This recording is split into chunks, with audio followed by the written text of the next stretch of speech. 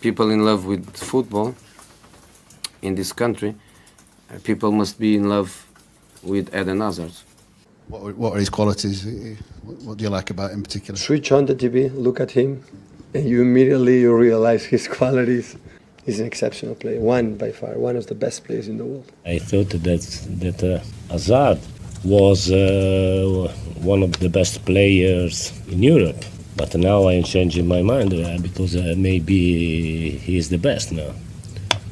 Giving the ball to Eden Hazard, wow. Not too bad, to be honest. Wow. Just pass the ball to Eden Hazard and he's going to do the rest. What a player. What a magician. Happy birthday to Eden Hazard. If you don't know him, do your research. If you're a Chelsea fan and you don't know Eden Hazard, something is wrong with you. Do your homework, brother. Some of you are kids. They don't even remember this guy played for Chelsea until 2018. Won the last game against Arsenal 4-1. Remember Baku? Yeah. Europa League final. That was the last game. Anyways, people, happy birthday to the Wizard.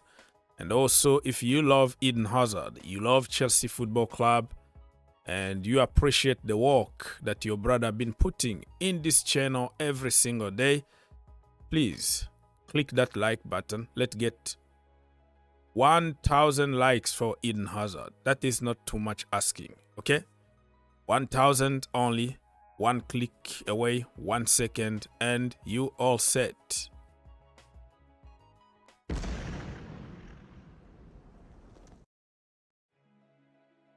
Okay, very quickly, let me remind you that today is the 34th birthday for Eden Hazard. What it could have been, man, if this guy was hungry and angry, okay, and determined to work on statistics, this guy was going to be in the same level, right there with Messi, Ronaldo, Neymar in terms of statistics. But the brother was just enjoying his moment, right? He was just enjoying his football. No problem, no issues. Just enjoy your football. He doesn't care about scoring. He doesn't care about assist. He's just enjoying on the pitch. And you can see he retired even very early. Well, because of injuries, part of that. But football was just, a hobby for him, not something to achieve anything. Anyways, the last season at Chelsea, 37 games, 138 successful take-ons, 80 chances created from open play, 16 goals, 15 assists. Absolutely legend. Chelsea need to be proactive.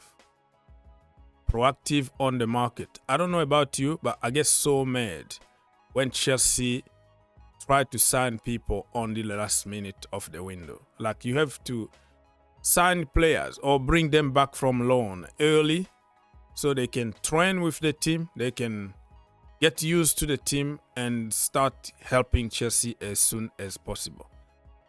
The end of the transfer window, let's say in January, the last day, you bring couple players. They need to train. They need to adapt. It might take 1 more month before we see them on the pitch. So you lose January, you lose February, and in March, you start bringing the players. What a point. And sometimes it costs us even more money to wait the last minute instead of being proactive. Go on the market, get somebody. Moises Caicedo was there for 80 million. Chelsea tried to play games, boom, boom, boom, boom, boom, until the last minute. Other teams got involved. And then, boom, we ended up by paying like 30 million more than what we were supposed to pay if we went straight and paid the money. Everybody knows that we have a problem in the midfield. I want Caicedo and Enzo to have a proper rest. Be proactive, don't be reactive. We are 1 injury away from a crisis. Imagine if Caicedo got a bad injury. What are we going to do?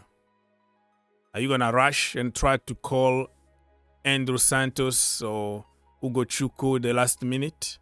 Do it now. Give rest, proper rest to Caicedo, and then prevent bad things, because bad things are going to happen. This is the way we killed N'Golo Kante at Chelsea. Every game, he need to save everybody. Defensively, offensively. N'Golo Kante everywhere. And that's why he had some very, very bad injuries at Chelsea Football Club. So bring Hugo Chuku back.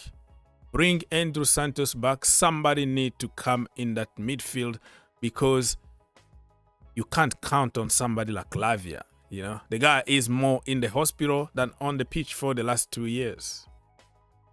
Leslie Hugo Chuku made more tackles than any other Premier League player in the Premier League match week 20.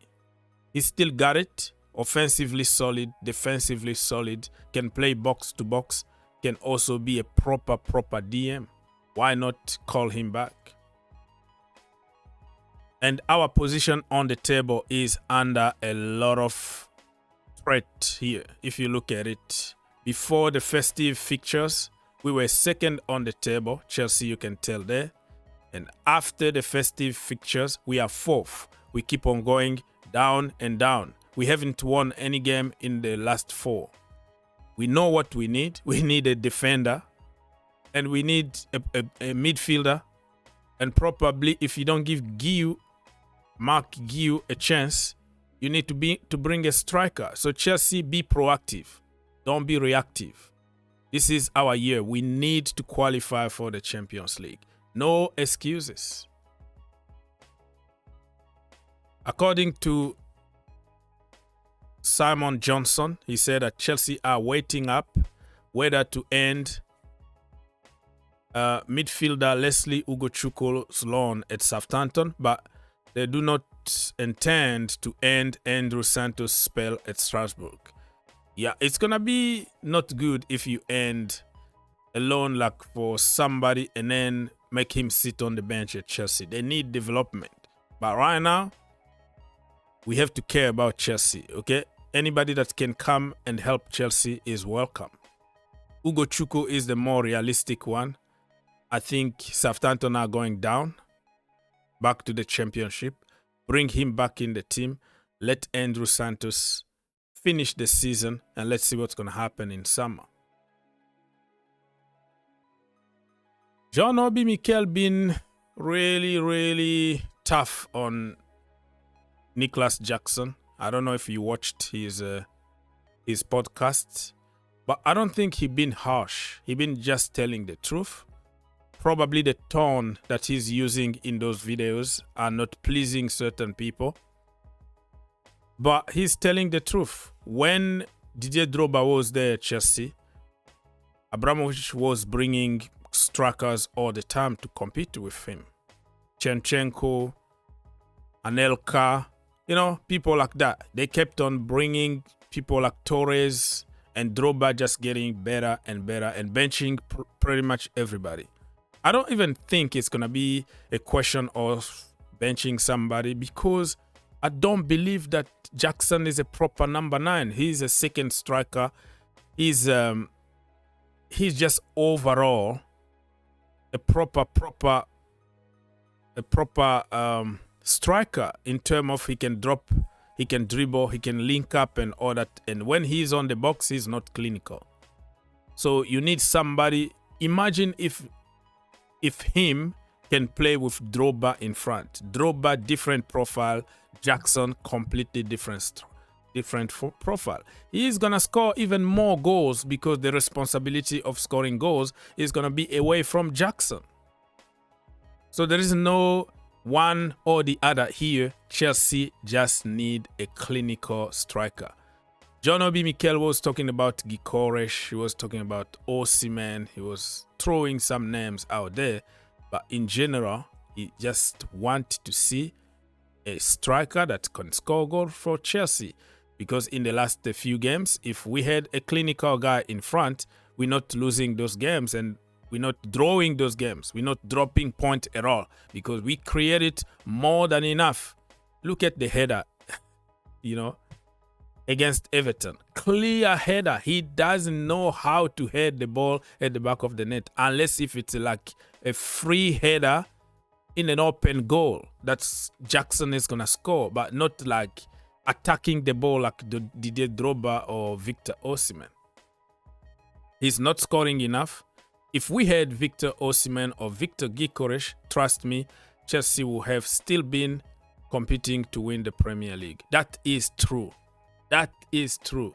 So I don't really, blame John Obi Mikel for saying what he said because it's absolutely true. Nico Williams has suitors that are checking on him, Arsenal and Chelsea. I have a question for you. Do Chelsea really need another winger? Another left winger? We have Jadon Sancho. We have Misha Mudryk, but he's suspended. We don't know if he's going to play another game for Chelsea ever again. And we have Tariq George, the young kid from the academy. We have Noni Madueke. We have Pedro Neto who can switch from both sides. The point I'm trying to make here is this brother is going to cost Chelsea a lot of money, about 60 million of his release clause, and he's not going to accept to be on less than 200k a week because he's getting 200k a week at the club that he's at now, Bilbao.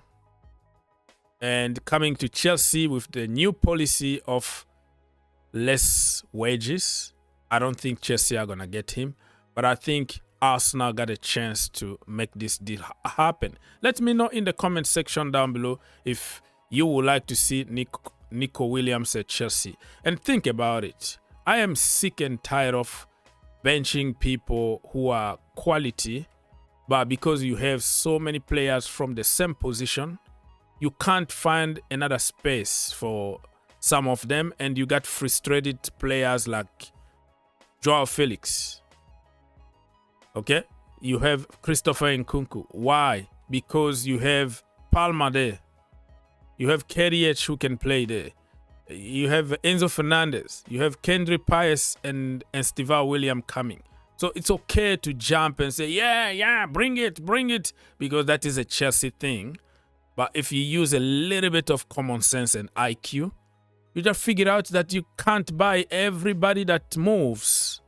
You have to think about what are you going to do with them.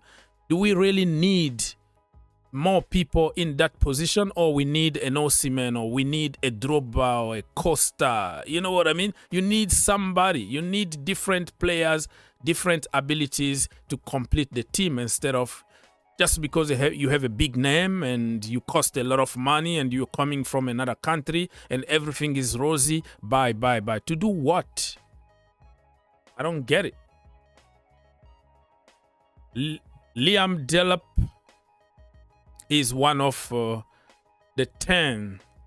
He's among 10 strikers that Chelsea are checking on the market. So that is telling you that Chelsea are very serious about getting a goal scorer. But if we can also give a chance to Marc Guehi, okay, give him a chance, 30 minutes, 45 minutes, even the entire game in the Premier League, that guy could save us a lot of money. Christopher Nkunku is not happy. I just talked about it. Why? Because we have so many players from the same position. So he needs to go. So this is just like a recycled news. All the time, same old.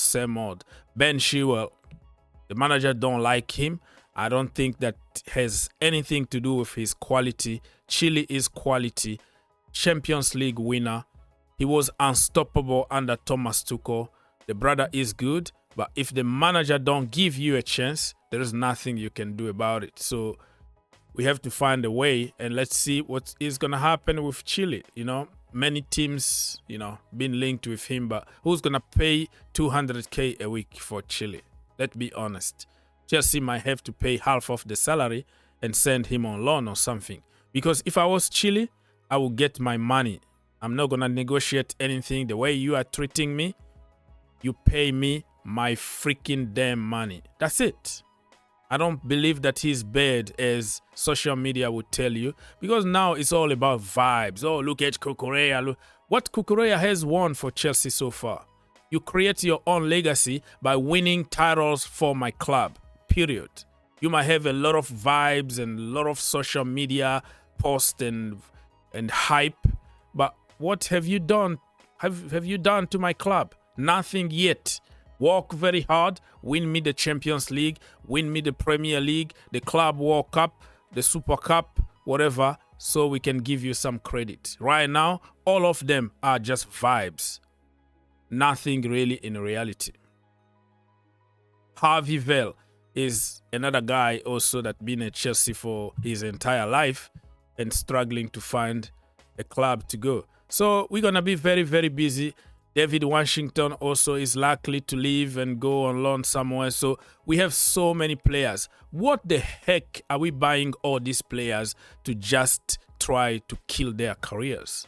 This guy was playing at Santos every single week. He started making it to the first team, getting regular games, and then boom, 20 million, came to Chelsea and playing with the kid in the academy. For what? Imagine if he stayed for the last 2 years in Brazil or somewhere where he can play week in, week out. This brother was going to be in another level. I'm sick and tired of seeing Chelsea killing a lot of players' career. I don't know. I don't even get excited anymore by Chelsea signing players, because I don't know what are we going to do with them. It's too many of them. KDH, did we have to freaking spend about 35-40 million for this guy? But it was about, oh, get rid of Gallagher because KDH is the next coming of Jesus and he's technically good on the ball. People made all kind of theories. Are you going to tell me that this guy is better than Gallagher? Get out of here, man. Get out of here. If you enjoyed the video, make sure you subscribe If you really like the video, make sure you subscribe and turn on your notification. and turn on your notification. For more videos, click here, and to subscribe, click here. What are you waiting for? Subscribe now. Perfect. Capaz, viu?